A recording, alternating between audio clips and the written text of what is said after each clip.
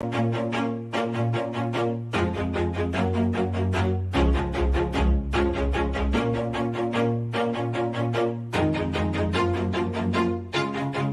do it on my own, so I gotta get through it. And the only thing I know is to love what I'm doing. Never give up, never slow, till I finally prove it. Never listen to the no's, I just wanna keep moving. Keep my head up when I act, head up, that's a fact. Never looking back, I'ma keep myself on track. Keep my head up, staying strong, always moving on. Feel I don't belong, tell my thoughts to move along. Push myself to be the best, die with no regrets. Live with every breath, see my message start to spread. And I had so many dreams, when you hit your teens, life ain't really what it seems. Try to find out what it means. Always do it on my own, so I gotta get through it. And the only thing I know is to love what I'm doing. Never give up, never slow, till I finally prove it. Never listen to the no's, I just wanna keep moving. Yeah, I put out all this art, it's my only medicine. Yeah, everything I do, I'm just being genuine. Yeah, I'm sick of being screwed, feel my own adrenaline. Yeah, I do just what I do, and I hope you let me in, yeah.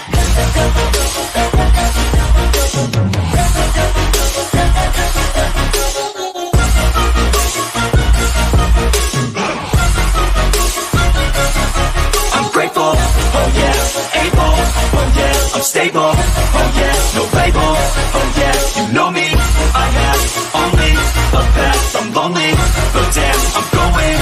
I don't want no fake love, I want the real stuff. Everybody listen up, cause I'll only say it once. I'm gonna show you all the path, if you want it bad. I'm gonna show you where it's at, yeah, how you can get it back. Yeah, cause I ain't never done, I'll be number one.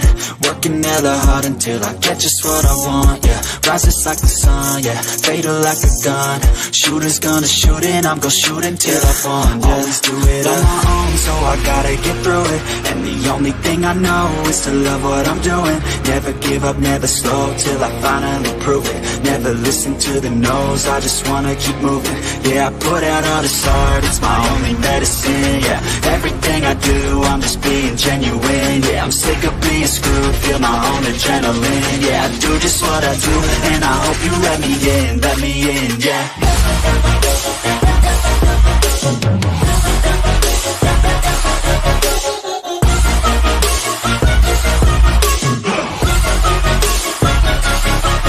Grateful, oh yeah, able, oh yeah, I'm stable, oh yeah, no label, oh yeah, you know me, I have only a path, I'm lonely, but damn, I'm going to win, yeah. Hello again. I was not expecting to be back as soon as I was. However, the press conference in the case of Maria Gonzales, the 11-year-old who was found murdered in her own apartment, happened sooner than I thought. So I was getting things ready. So I did put 3:05. I apologize, I'm a little bit late, but I wanted to make sure that I had everything organized and ready to roll. So thank you everyone for being here.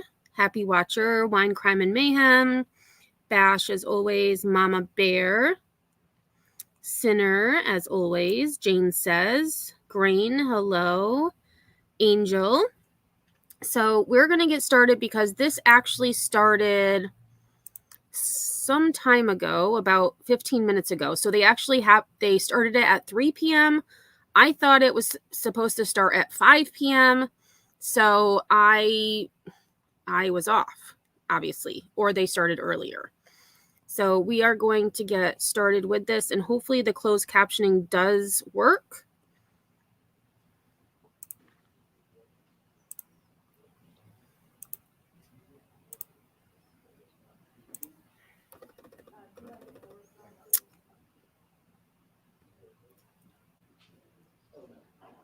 All right, so they must be working on something here. There we go.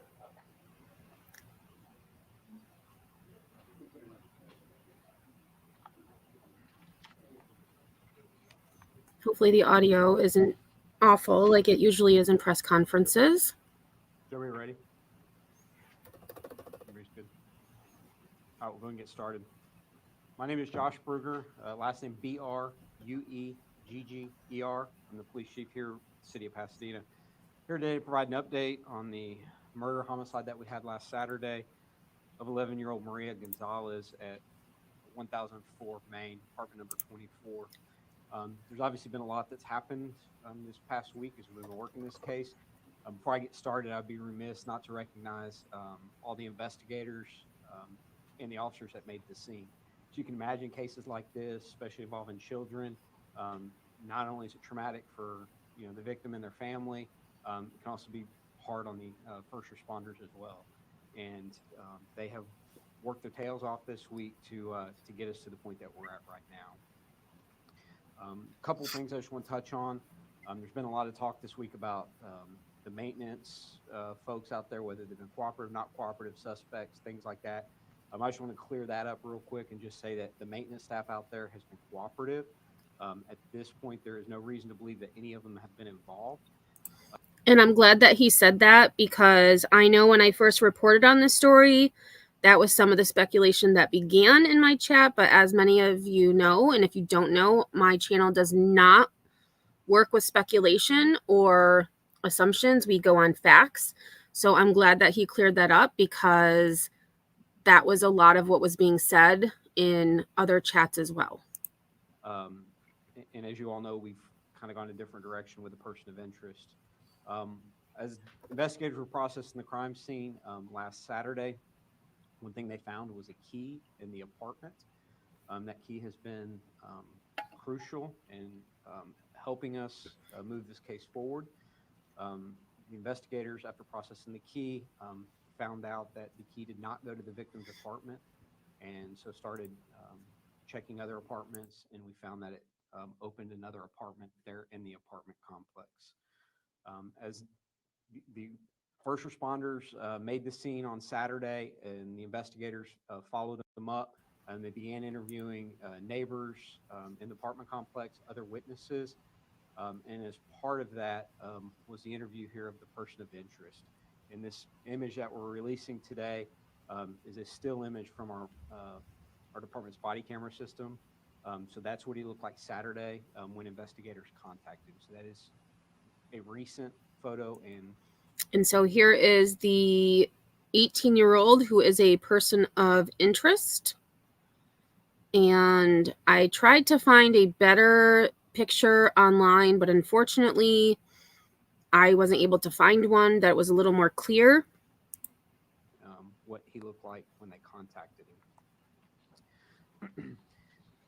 It's been a struggle this week. Any investigation, we try to limit what we release to an extent, but also keep the public informed, because we want to hold some stuff back for investigative reasons. As it happens every time, beyond our control, information gets released that we don't release. And so that's why I want to try to clear up anything that's out there. The victim was found in a trash bag in a clothes hamper under the bed. We had initially held that back, but that got out outside the organization. And so I just want to confirm that that is accurate. She was. We have turned over quite a bit of evidence to the Institute of Forensic Sciences in Harris County, which processes all the DNA evidence. And so they've got that. I will say we have a DNA sample from our person of interest on Saturday when investigators were out there as part of the investigation. So we do have something to compare to. So at this point, we're waiting on DNA to come back. No arrests have been made. This 18-year-old Juan Carlos Garcia Rodriguez is a person of interest. He was living there in the apartment complex. He was last seen in the apartment complex at 4 p.m. Monday. His whereabouts are not known. We've been asked several times over the last 24 hours if we had concerns that he was fleeing to Mexico. I don't have any information that he is fleeing to Mexico. He is Guatemalan, so his whereabouts are unknown. That's what we're asking for the public's help. I think there's, a chance somebody knows where he's at, and if they do, we're asking that they reach out to us, either the department or Crime Stoppers, which is offering a reward for information that leads to his arrest. And I'm going to let Andy Common, Crime Stoppers, come up here in a few minutes and talk. But our investigators, armed with new information, would like to talk to him again to try to get more information. And that's where we're at right now, and I will take any questions that you might have. Correct, it did. Yes.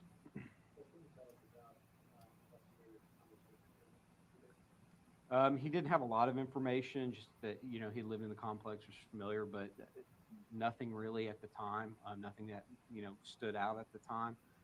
Investigators went back out there a couple days later to talk to some other people that also live in that apartment. I say evasive with investigators. Didn't necessarily pay attention to the investigators when they were out there and they were talking to the other roommates. That's what I can tell you about. There's 2 other roommates.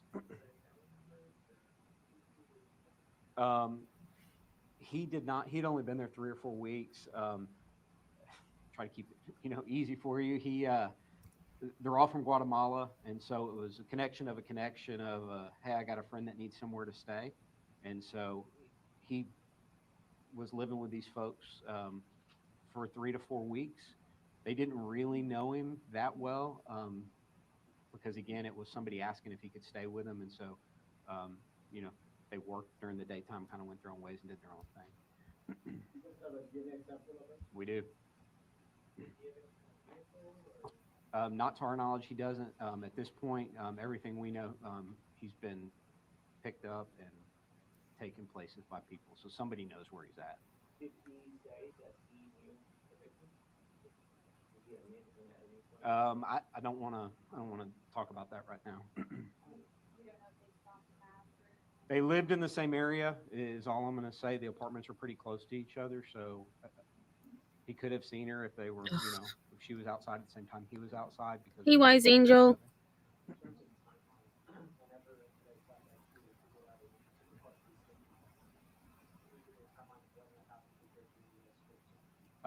It was after he had already left on Monday.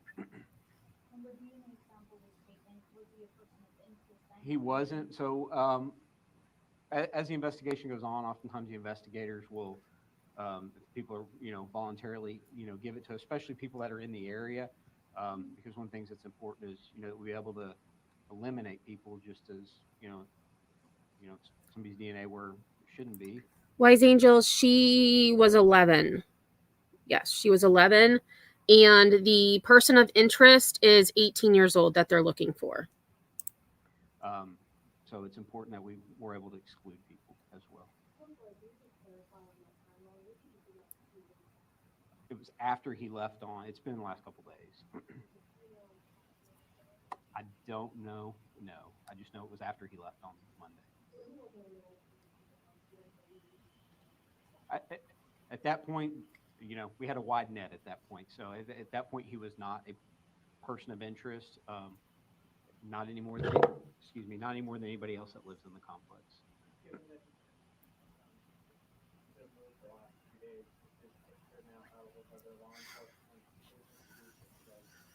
Yes, and we've also, if he were to cross the border, we've asked to be notified as well. So they have not processed that yet. But when you found the key, how long did it take you to go try it out? It was a couple days later, just as part of processing the evidence. I can't tell you exactly when, but as part of processing the evidence, I'm not sure exactly when that was done. We didn't have to get very far, I'll just say that. As far as we know, in the United States, he does not have a criminal history. Absolutely. He's from Guatemala. I know that Customs and Border Protection encountered him back in January out in the El Paso area. Is the last that I know of. I don't know of any other contacts that they might have had with him, but that's the last one that I know of. I don't know his route here. I just know that back in January he was apprehended by CBP. No, they don't. To my knowledge, they do not know each other. Describe him as dangerous. But he's described also as a person of interest, not a suspect. Right. What's keeping you from using? A little bit more evidence. I can tell you, we're pretty close, but not quite there yet. Because if he was a suspect, we'd be at the DA's office getting a warrant. Why is he considered a person of interest based on DNA? Without going into too much of the evidence, the key is really one of the key pieces, plus some of the other witness statements that we have as far as his location and his whereabouts. The other two roommates still have their keys. They tried to get the key back from him when he left, and he said, "No, I'm gonna hang on to it." He didn't have a key. There was the key to that apartment and the victim's apartment. My understanding, he just said, "I'm leaving, going to do work somewhere else." He cannot, for this offense, he cannot be arrested because there's no warrant for him. But we really want to talk to him. So we're waiting for the DNA. Correct. Potentially or other evidence. I mean, there's still witnesses we're working through talking to try. We're obviously trying to move as fast as we can, but also there's a legal process that we got to follow, and so we may get there. May get to a probable cause level before DNA. It's just going to depend on tracking down some more witnesses and trying to confirm some more information.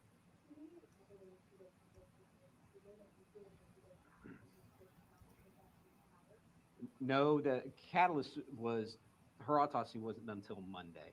And so once we had that information to know more of what happened and to be able to be informed when I come, give information, that's why we released it on Tuesday.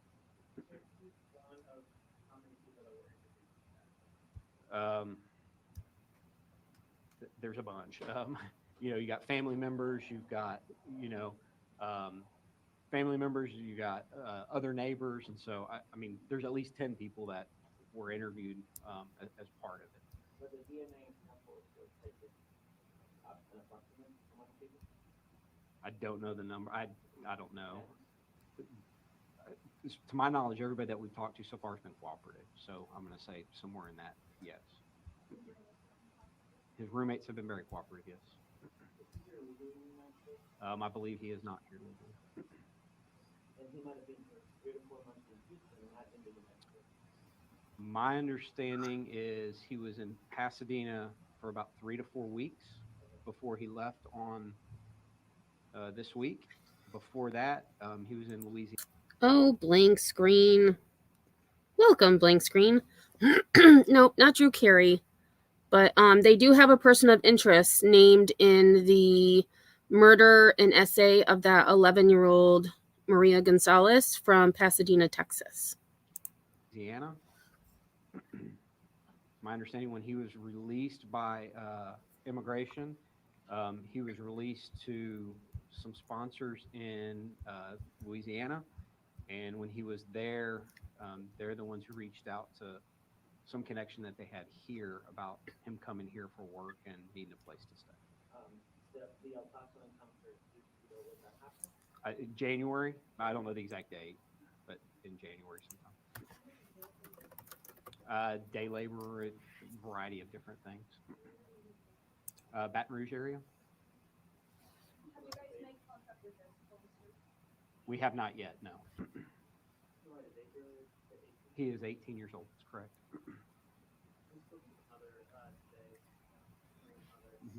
Guatemala, and she obviously was very distraught and asked her what her message to the public here was, and she was begging everyone in law enforcement in Pasadena to up the federal government agency Right. do everything they can to find whoever did this. So what would be your message? My message is we're doing everything we absolutely can to bring whoever this is to justice, to answer for this. This is a horrific crime. We're leaving no stone unturned. The men and women in the back have been working tirelessly all week because this case is important to us. So how many days more together results of DNA? That's going to depend on the Institute of Forensic Sciences. I don't have an answer for you on that. They know the facts of this case. They know the urgency of this case, but I also know Harris County is a large county with, a lot of stuff going on, and so, we'll see. But I do know this is a priority for them. Are you asking any other agencies, U.S. Marshals, anybody to try to see if these guys already in Mexico? We have reached out to our federal partners. He is flagged with DHS, so we will know if he crosses the border. They will alert us if he crosses. And if you were to send across, there's nothing to stop them from sending you to the border. Depends on. I don't know about federal immigration because he is in the country illegally, that they could possibly detain him on that. But as far as detaining for this offense, that's correct. At this point, no. And like I said, we're working hard to. But there is a search. There's a search for him from other agencies. Yes. Prior to his time at the apartment, you know, he stayed. He was in Baton Rouge, is my understanding, with whoever the sponsors were when he was released from immigration, and then he came from there directly to here, is my understanding. Well, part of Guatemala is from now. I don't know the answer to that. The sense I'll get, I'll tell you just from talking to the investigators in the complex up there, there seems to be a connection. Somebody knows somebody who knows somebody from Guatemala, and so they are a tight knit community. We don't think he's even involved in that. To my knowledge, no.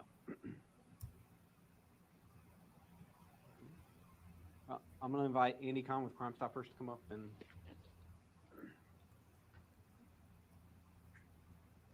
Thank you. I'm also going to ask April Aguirre, who's been doing incredible work volunteering for us as well. My name's Andy Kahn. I'm the Director of Victim Services for Crime Stoppers of Houston. And first and foremost, on behalf of Crime Stoppers, our hearts and prayers and thoughts go out to Maria's family. I've been doing this a long time, over 3 decades, and there's certain cases that do stand out. And anytime a young girl, an 11-year-old girl, is sexually assaulted and then murdered, it kind of brings back a lot of bad memories of other cases as well. Right now, Crime Stoppers is offering an up to a $5,000 reward for any information leading up to the arrest of the suspect responsible for the absolutely cold-blooded, horrific murder of 11-year-old Maria Gonzales. We are asking the public to step up to the plate and do the right thing. Crime Stoppers is anonymous, and I do want to stress that. Anybody who reaches out and contacts us and provides information leading up to the arrest and identification of the suspect responsible is anonymous. We do not care about your immigration status, your residency. No one is going to ask any questions, nor are they going to know your identification. You can contact us at 713-222-TIPS. You can submit a tip online, www.crime-stoppers.org. And even better, we have a mobile app available in over 20 languages. As a board member of the Houston chapter of Parents of Murdered Children and Surviving Family Members of Homicide, and have been working with homicide survivors now for over 30 years, I can unequivocally tell you that grief is intensified when justice is lacking. And sadly, right now, justice is lacking for Maria and her family. And we know somebody out there knows who committed this incredibly horrific, evil, heinous murder. And it's time for you to clear your conscience and get in touch with us, and you may be eligible for an up to a $5,000 reward. And I'm going to ask April to come up here and do the Spanish version for me. Buenas tardes. Hoy día estamos aquí unidos por un crimen horrible que pasó aquí en nuestra ciudad. Estamos representando a Crime Stoppers y nosotros encargamos de apoyar a las familias de víctimas y aquí estaremos. Si ustedes tienen miedo de llamar a la policía, llamen a... All right, and I did skip over that. Hey, T. Scooby. I don't know the answer to that. You'd have to ask Frank Custom. And I'm sorry, this audio that they have is awful. Not that I know of yet. Getting information from Guatemalan government has been a little bit of a challenge that we've been trying to work through.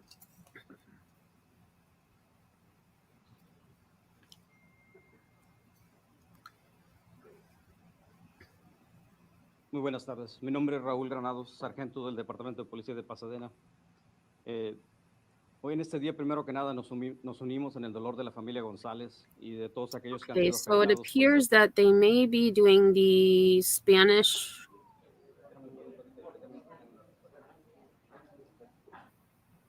version. Okay, so that looks like that was the press conference. And then again, oh, dang it.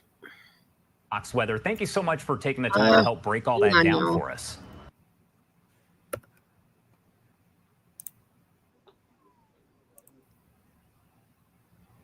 They had the...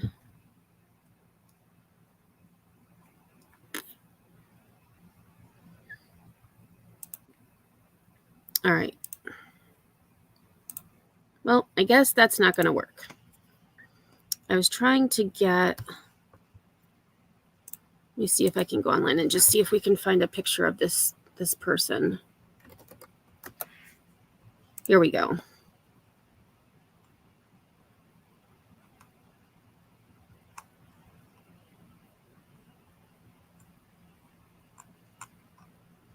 All right, well, they...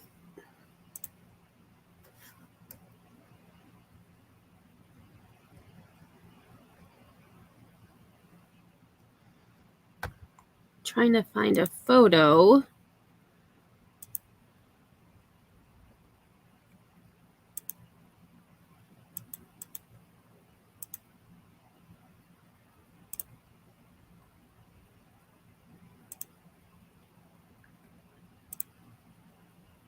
And of course, I'm not able to find one of this dude.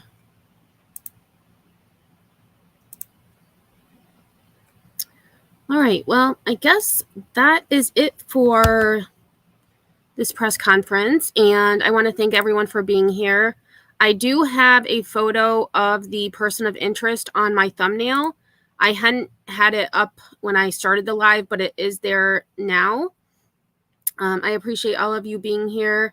I will be going live very shortly as there is a press conference scheduled in the Maui wildfires. So I will be back for that. It was scheduled for 10 a.m. Hawaii time, which would be 4 p.m. Eastern. So I hope to see you all then. And if not, I hope you have a great rest of your day, and I will see you all on the flip side.